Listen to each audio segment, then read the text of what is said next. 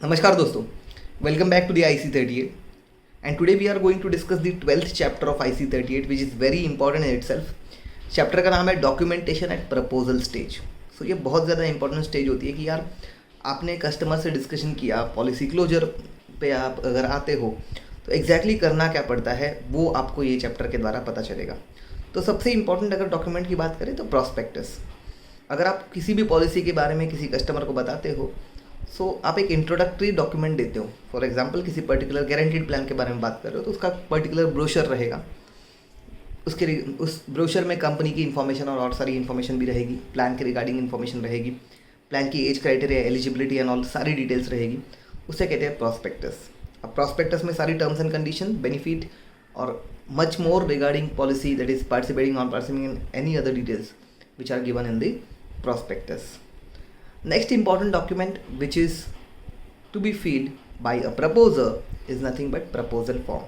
Now proposal form actually एक application होता है insured मतलब customer द्वारा that he wants to secure his risk and वो application दिया जाता है insurer को, that means for to insurance company to transfer the risk. So proposal form में आपकी मटेरियल फैक्ट्स और काफ़ी सारी इन्फॉर्मेशन आपसे पूछी जाएगी.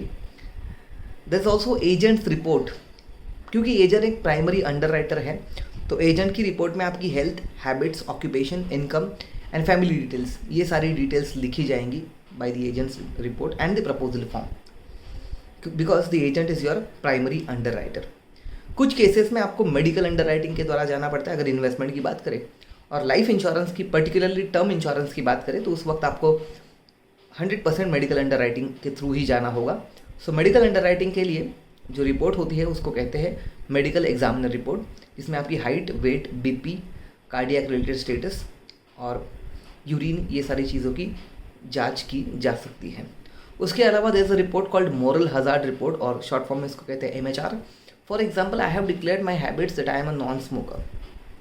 सो मॉरल हजार्ड रिपोर्ट भी ली जा सकती है because in case that I change my habit, I become a smoker or any other habits are not present now and because I am insured, so again मैं वो गलत आदतों को मतलब चूज़ ना करूँ ताकि मैंने अभी इंश्योरेंस ले लिया है सो बेफिक्र की तरह मैं बिहेव ना करूँ, इसलिए आपसे ली जाती है moral hazard report. In life insurance very important and most important document is your age proof. Now age proof must be a standard age proof. So standard age proof होता क्या है? स्कूल कॉलेज का certificate, आपका birth certificate, passport, pan card, service registered, marriage certificate.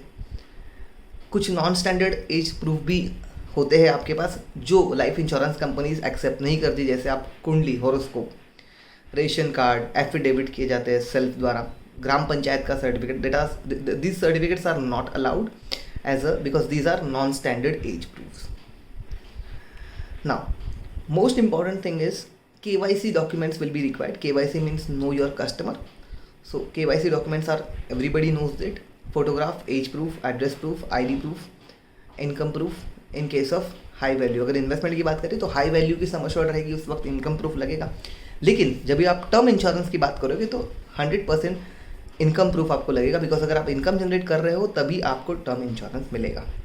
This important clause which is known as free look period. अभी free look period exactly होता क्या है?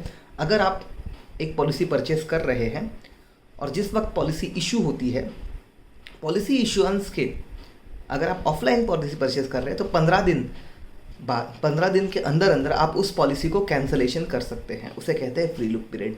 अगर ऑनलाइन आपने पॉलिसी परचेस करी है तो आपको 30 डेज है for the cancellation. Please remember 30 days from the issuance. तो इशुएंस के रिगार्डिंग आपको मेल पे कम्युनिकेशन आता है, मैसेज पे कम्युनिकेशन आता है, या फिर जिस दिन आपको फर्स्ट प्रीमियम रिसिप्ट मिलेगा that day you can consider that your policy is issued. So that's all from my side for the 12th chapter. Hopefully the information is very clear with all of you. Thank you so much. Happy learning and thanks for supporting.